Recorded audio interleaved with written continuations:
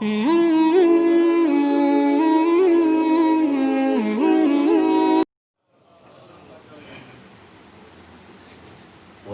ذیشان، نعت خوانان شیریں بیان، احباب اہل سنت، آج ہم ایک بہت عظیم مجلس میں حاضر ہیں۔ میں نے تھوڑی دیر پہلے یہاں بچوں کی تلاوت سنی، اس مدرسہ کے حفاظ کی نعتیں سنی اور پھر تقاریر سنی، بہت مسرت ہوئی۔ میں زینت القرآن، فخر القرآن، قاری امجد ایوب نقشبندی صاحب کو خراج تحسین پیش کرتا ہوں کہ جنہوں نے اس گلشن کو آباد کیا، اور مجھے میرے شاگرد رشید جن کے بارے میں یہ کہا کرتا ہوں کہ کل قیامت کے دن میرے رب نے مجھ سے سوال کیا کہ کیا لے کے آیا ہے، کیا بنا کے آیا ہے، تو میرے پاس میرا ایک شاگرد ہے جن کا نام ہے حضرت علامہ شہد بشیر حیدری قادری، چند لمحے پہلے جن کو آپ سماعت فرما رہے تھے۔ مجھے کہنے لگے کہ استاد جی آپ نے آنا ہے۔ میں نے کہا بیٹا انشاءاللہ میں حاضر ہوں گا۔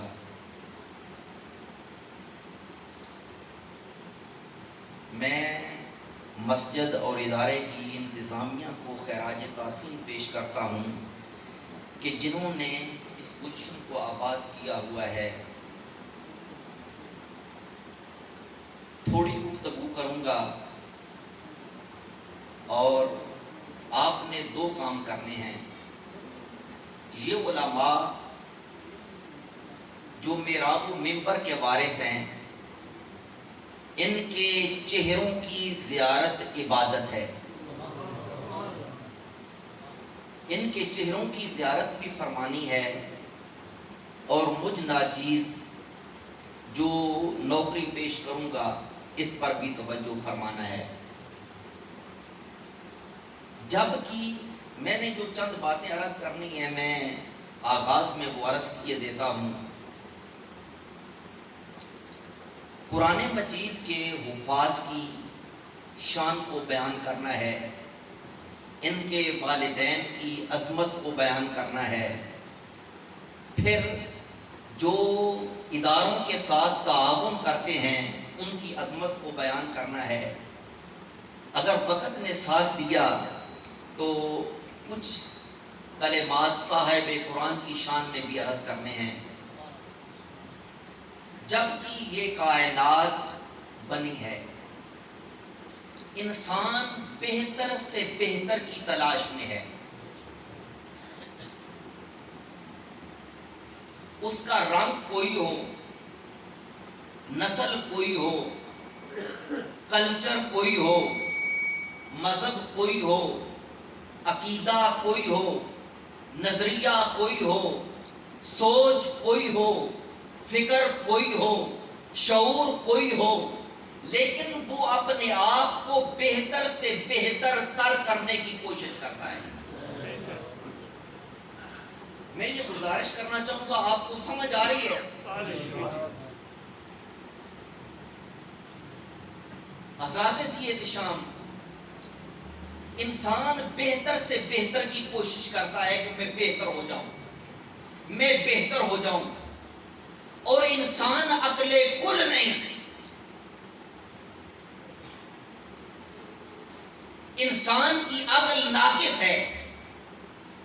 اس سے پوچھا گیا کہ تیرے نزدیک بہتری کا معیار کیا ہے، تو انسان نے بتایا کہ میرے ہاں بہتری کا معیار یہ ہے کہ جس کے پاس پیسے بہت ہوں وہ بہتر ہے۔ اور انسان سے پوچھا گیا، وہ کہنے لگا جس کا مکان بڑا ہو، وہ بہتر ہے۔ پھر پوچھا گیا کہ تیرے نزدیک ہے انسان بہتر کون ہے؟ اس نے کہا جس کے پاس گاڑی بڑی ہو وہ بہتر ہے۔ کسی سے پوچھا گیا بھئی تیرے یہاں بہتری کا معیار کیا ہے؟ کہنے لگا جس کے بیٹے زیادہ ہوں وہ بہتر ہے۔ کسی سے پوچھا گیا تو اس نے کہا جس کا خاندان بڑا ہو، جس کے پاس جائیداد زیادہ ہو وہ بہتر ہے۔ اللہ سے بہتر کوئی جاننے والا اونچی بولیے، اللہ سے بہتر جاننے والا کوئی نہیں، اور اللہ کے حبیب سے بہتر جاننے والا بھی کوئی نہیں۔ جب خدا کی خدائی کے بادشاہ کی خدمت میں یہ گزارش کی گئی کہ آقا یہ بتائیے ہمارے یہاں بہتری کا معیار جس کے بیٹے زیادہ ہوں، جس کے پاس مال زیادہ ہو، جس کی کوٹھی بڑی ہو، جس کا بیٹے زیادہ ہوں، جس کے پاس جائیداد زیادہ ہو وہ بہتر ہے۔ آقا آپ بتائیں کہ بہتر کون ہے؟ میرے پاک رسول نے فرمایا خیرکم من تعلم القرآن وعلمہ، تم میں سے بہتر وہ ہے جو قرآن پڑھے اور قرآن پڑھائے۔ نعرہ تکبیر، نعرہ رسالت، نعرہ حیدری، شان قرآن، عظمت قرآن، عظمت صاحب قرآن، علماء اہل سنت۔ تم میں سے بہتر کون ہے جو قرآن پڑھے اور قرآن پڑھائے۔ ہماری نظر میں جو بہتر ہوتا ہے نا ہم اس کو بڑی عزت دیتے ہیں۔ اگر علاقے کا ایم پی آئے ہم اس کے نیچے سرخ کارپٹ بچھاتے ہیں، ایم ایل اے آئے اس کے لیے ہم کچھ نہ کچھ اس کے پاؤں کے نیچے بچھاتے ہیں، اگر وزیر اعلیٰ آئے اسے ہم پروٹوکول دیتے ہیں کہ اس کے قدموں کے نیچے کچھ بچھاتے ہیں، اگر ملک کا وزیر اعظم آئے ہم اس کے پاؤں کے نیچے کچھ بچھاتے ہیں، اور ہمارے ملک کا صدر آئے ہم اس کے پاؤں کے نیچے کچھ بچھاتے ہیں۔ حضرات ذی وقار میرے آقا فرماتے ہیں جب دین کا طالب علم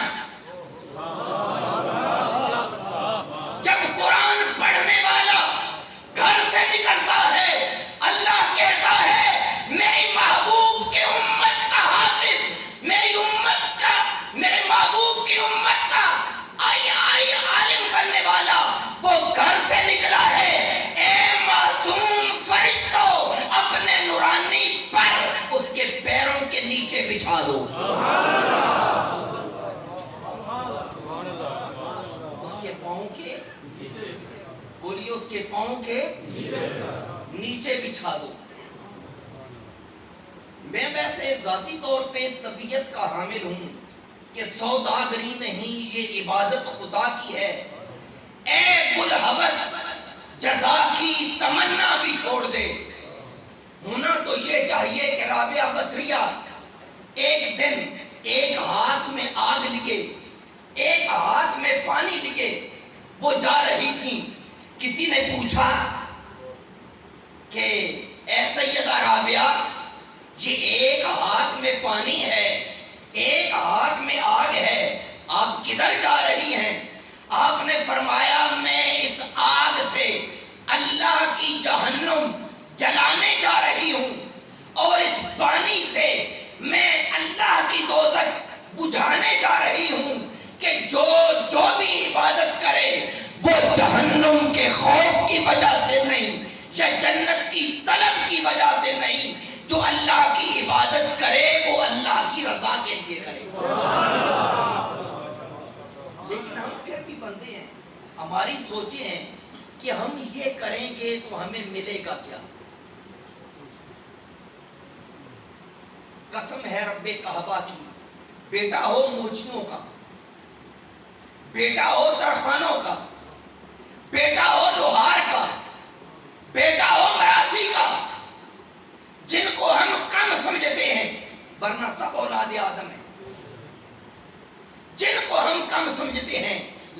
جب قرآن اس کے سینے میں آ جائے دنیا میں یہ عزت ہے، دنیا میں یہ عزت ہے، پھر وہ موچی کا بیٹا نہیں کہلائے گا، وہ قرآن کا حافظ کہلائے گا، اور بلانے والا کہے گا حافظ صاحب۔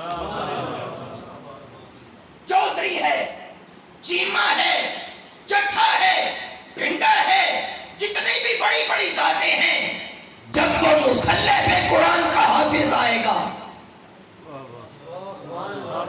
تو سب کے سر اس کے قدموں میں ہوں گے، سب کے سر امام کے قدموں میں ہوتے ہیں، اور جب وہ منبر پہ آئے گا تو سب کے سر اس کے قدموں کے نیچے ہوں گے، اور اللہ قیامت کے دن کون سی عزت عطا فرمائے گا؟ میں اس حدیث جو میں پڑھنے والا ہوں، اس سے جو میں سمجھا ہوں، ہے ساری جنت، پر جنت میں درجے ہیں، توجہ ہے ساری جنت، جنت میں درجے ہیں، جو سب سے نیچے والا فلیٹ ہے نا، ہے وہ جنت کا، پر وہ کم درجے کا ہے، جو اس سے اوپر ہے وہ اس سے اعلیٰ، جو اس سے اوپر ہے وہ اس سے اعلیٰ، جو سب سے اوپر ہے وہ سب سے اعلیٰ۔ ایک بات پوچھنا چاہتا ہوں، آپ کو سمجھ آ رہی ہے؟ مجھے نہیں آ رہی، اگر آپ کو سمجھ آ رہی ہے سبحان اللہ ماشاءاللہ، یہ توفیق نہ ہو تو انا للہ، کچھ نہ کچھ بولتے رہو، اللہ آپ کے سروں کو سلامت رکھے۔ مجھے ایک چھٹا کی زبان چاہیے اور اس سے لفظ سبحان اللہ کا، یہ بار بار میں کہلواتا رہوں، اچھا نہیں لگتا، بات اچھی لگے سبحان اللہ کہنے پر پابندی حضرات توجہ ہے، ساری جنت، جو سب سے نیچے ہے وہ کم درجے کی، جو سب سے اوپر ہے وہ اعلیٰ ترین درجے کی، توجہ۔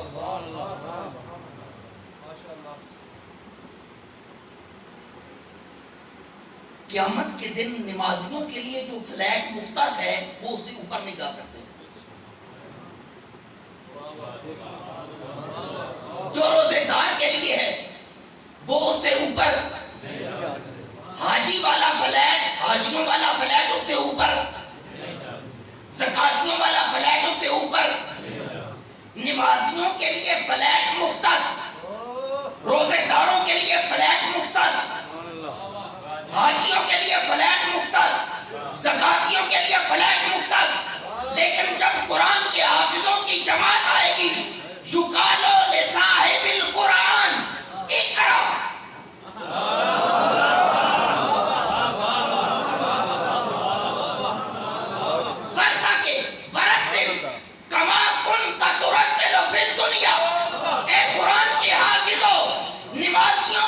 مخصوص درجہ، روزے داروں کے لیے مخصوص درجہ، حاجیوں کے لیے مخصوص درجہ، لیکن تم پر کوئی پابندی نہیں، قرآن الحم سے پڑھنا شروع کرو اور جنت کے درجے چڑھنا شروع کرو، جہاں بناس کی سین ہوگی وہ تمہارا آخری مقام ہوگا۔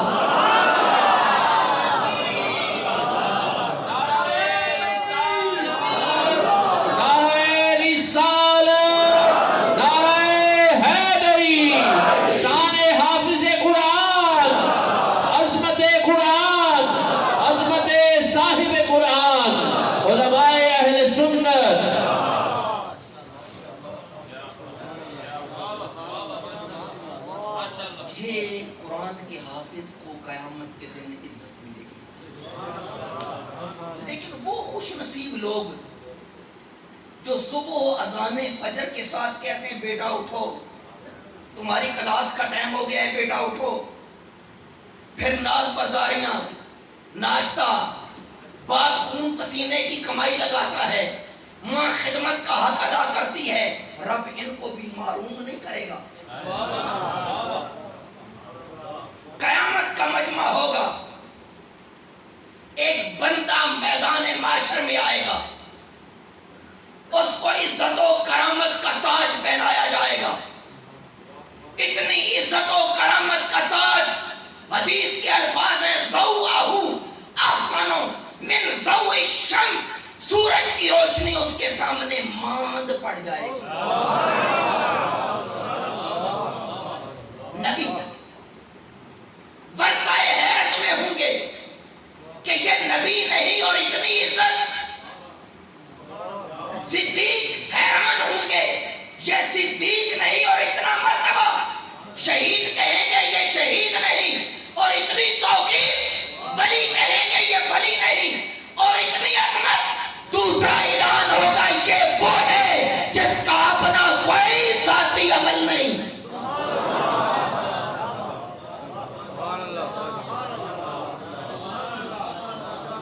جس کا اپنا کوئی ذاتی بولیے جس کا اپنا کوئی ذاتی عمل نہیں.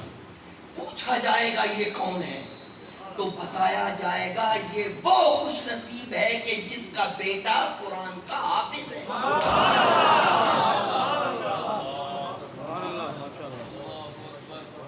حضرات